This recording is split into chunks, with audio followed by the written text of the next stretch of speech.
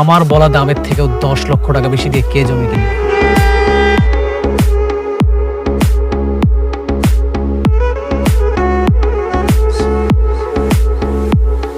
অনেক তুই অবাক হচ্ছিস? তোর পছন্দের একটা জমি কিনে ফেললাম, এটাই তোর চোখ কপাল উঠে গেল?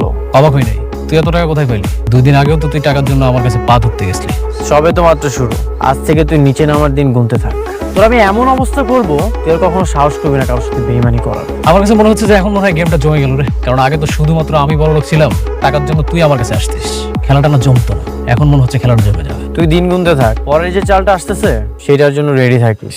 তোর আমি এমন অবস্থা করব তুই চিন্তা করতে পারবি না।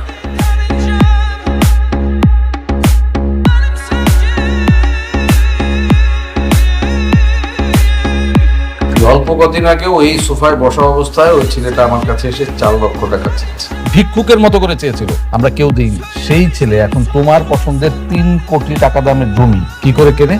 সেই খোঁজটাই তো আমিও নিচ্ছি। এত তাড়াতাড়ি বড় লোক হওয়া কোনোভাবেই সম্ভব না। আমার কাছে মনে হচ্ছে এখানে কোনো রহস্য আছে। কিন্তু সেটা কি? সেটাই তো খুঁজে বের করতে হবে। দেখো রাতুল, অনেক কিন্তু খুবই ডেঞ্জারাস একটা ছেলে, 0 থেকে হিরো হওয়া ছেলে। ওকে এত সহজ ভাবাটা ঠিক হচ্ছে না আমাদের। ওই হিরোর সাথে তো আমিও ছিলাম। ও কখন কোথায় কি করে, আবার কখন কোথায় কোন স্টেপ নেবে, আমি সবকিছু জানি। ওর একটা ব্যবস্থা আমি নিচ্ছি। আচ্ছা বাবা, শান্তার সাথে তোমার বিয়েটার এটা কি করলা? সবই হবে।